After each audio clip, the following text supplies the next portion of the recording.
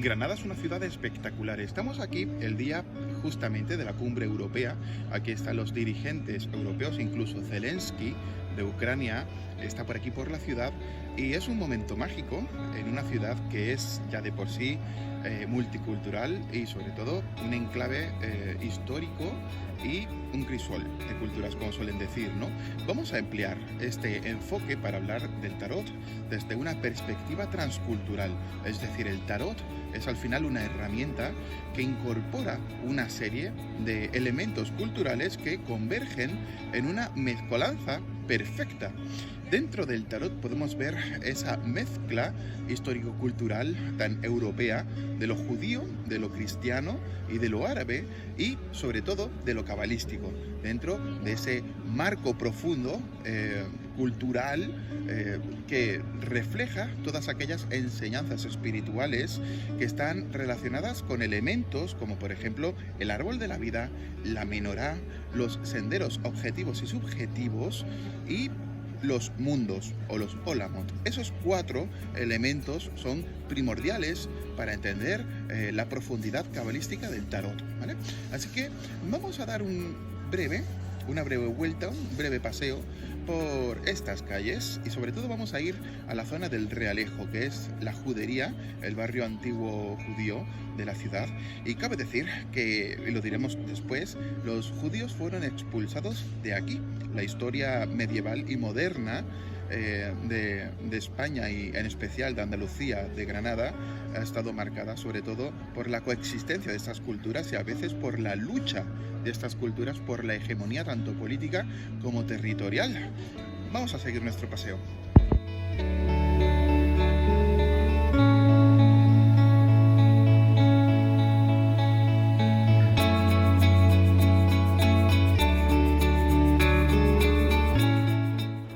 La ciudad está más viva que nunca. Estoy frente a la catedral que es sede de la archidiócesis y sobre todo es enclave cultural capital.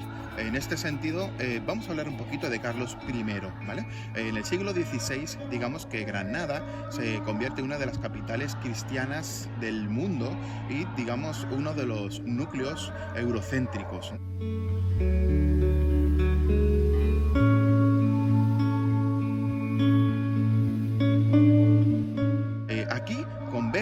Digamos, toda la grandiosidad del emperador Carlos I o Carlos V, que trajo a esta capital toda la grandiosidad de lo que para él era el cristianismo y sobre todo también el poder y digamos espiritualidad, ¿no? Que son dos conceptos, son dos símbolos transculturales.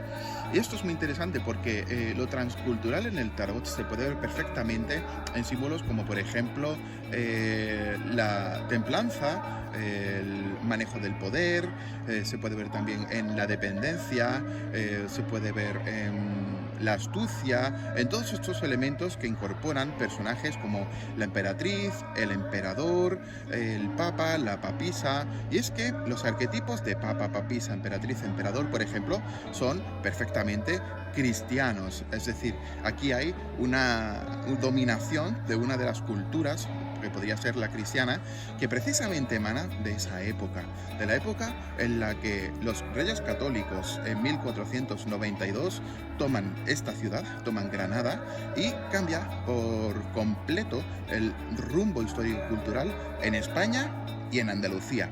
Y en este sentido el cristianismo se vuelve, por decirlo de alguna forma, la religión de masas, ¿no? Y el judaísmo cae en desgracia, ya que al final del siglo XV son expulsados más de una vez, pero Isabel la Católica finalmente lleva a cabo la expulsión de los judíos porque dice que son malos cristianos y que muchos judíos están haciendo penetrar ideas tóxicas a los cristianos de la época, ¿no? Pervirtiendo a los buenos samaritanos, ¿no? Y después de la reconquista, después de esa lucha contra los autóctonos árabes, vino la conquista del territorio cultural judío, ¿no?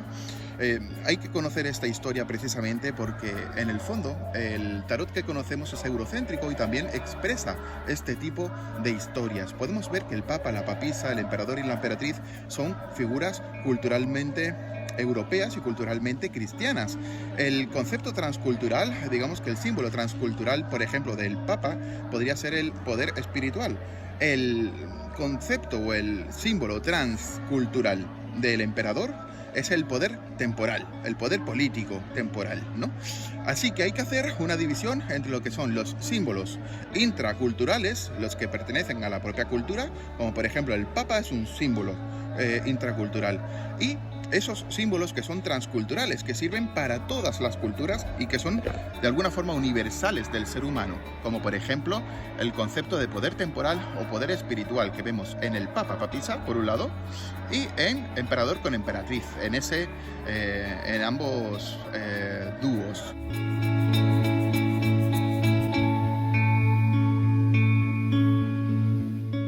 Es interesante, pero se puede también aprender historia a través de cómo las culturas emanan, se solapan, se enculturan y se aniquilan.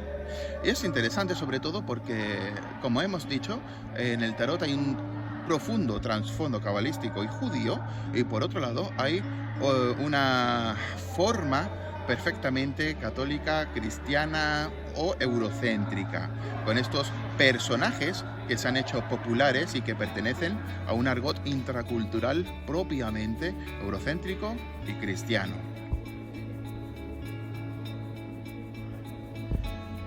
Estas catedrales de la España moderna suelen ser construidas sobre los cimientos de las mezquitas.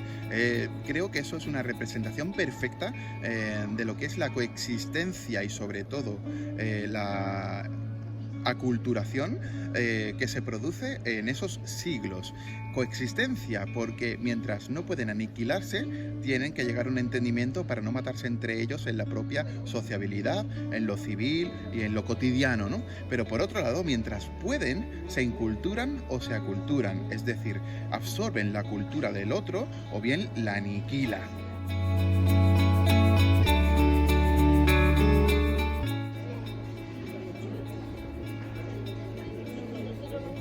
El tarot es increíble porque sintetiza perfectamente elementos de culturas que estaban confrontadas, que estaban en conflicto y que estaban compitiendo por la hegemonía cultural en la época. El tarot podemos decir que es un artefacto que simboliza la paz, el orden y la cooperación dentro de un marco humano en el que a nivel político y a nivel territorial hay conflicto, hay competencia y hay falta de cooperación, hay una estructura de violencia. El tarot simboliza esa paz frente a la violencia intrínseca de la competencia humana por el territorio y por la hegemonía.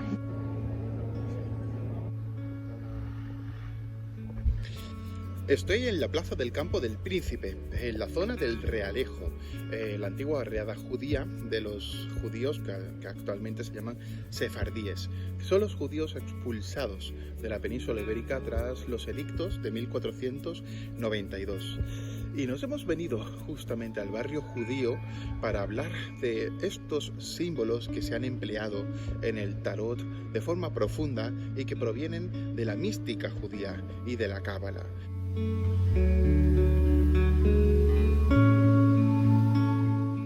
Son los símbolos del árbol de la vida, que son 10 esferas interconectadas a través de 22 senderos espirituales.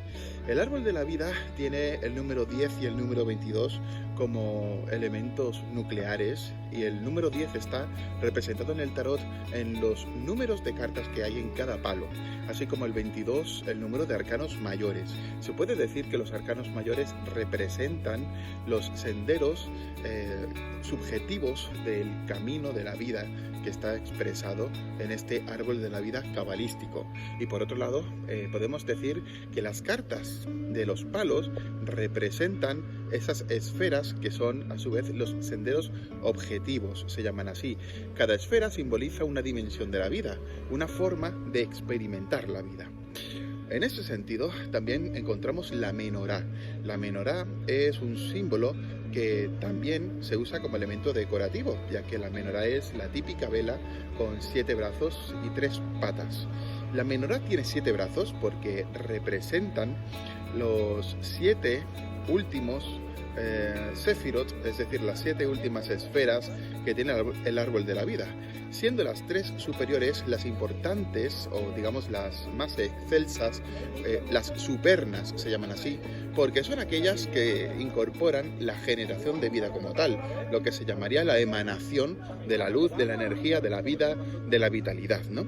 Esa emanación se encuentra en las 3 superiores, que sin embargo en la menorá, que es ese candelabro al cual hacemos alusión, son las 3 patas, porque las 3 patas del mundo físico son precisamente el mundo espiritual, los mundos superiores, ¿no? Viene a decir esa enseñanza, que los mundos superiores, las 3 esferas superiores que crean la vida, emanan la vida, son las patas del mundo físico, que es representado por las 7 esferas inferiores del árbol de la vida, y en este sentido los 7 brazos de la menorá.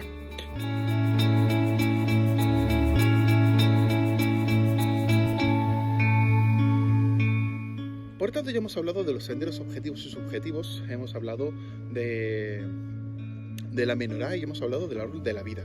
Por último, vamos a mencionar, como dijimos antes, los 4 mundos, lo que se llaman los Olamot.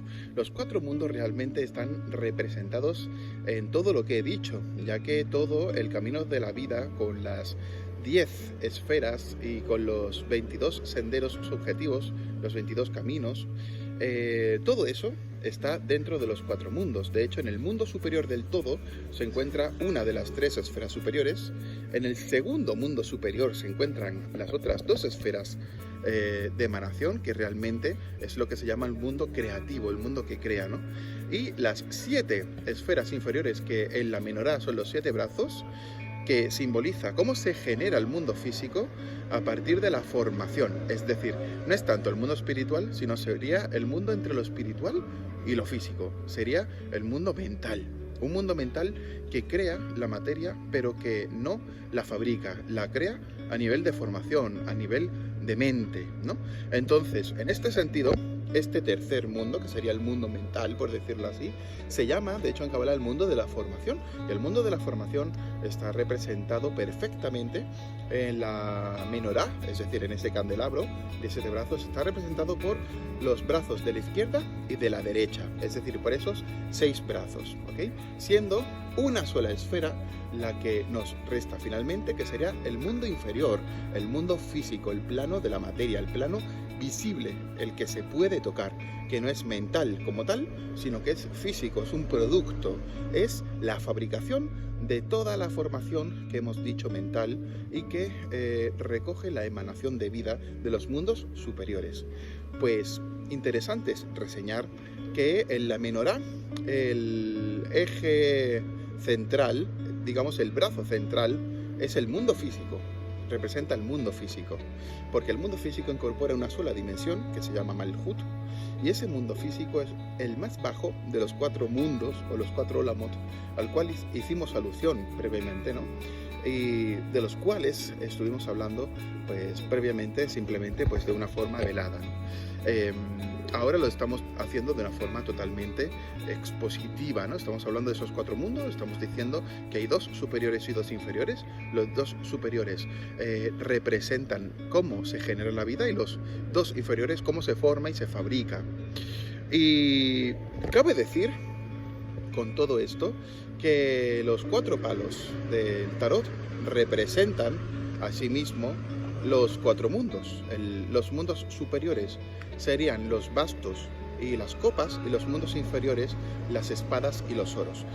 Siendo los bastos y las copas, por decirlo de alguna forma, uno activo, bastos, y otro receptivo, la copa, dando a entender que en los mundos superiores hay un mundo de emanación, que sería el activo, sería el masculino, y en ese sentido hay otro que recibe, que recoge todo lo generado a partir de ese mundo de la generación, de la emanación, que representa lo masculino, o representaría incluso la parte masculina de la divinidad, mientras que las copas representan la parte femenina de la divinidad, simplemente femenina, porque las copas simbolizan la capacidad de recibir para engendrar, justamente esa función puramente de matriz, ¿no? De matriz. Por tanto, vemos que hay muchos elementos de profundidad en el tarot con respecto a la simbología tanto del misticismo judío como de la cábala.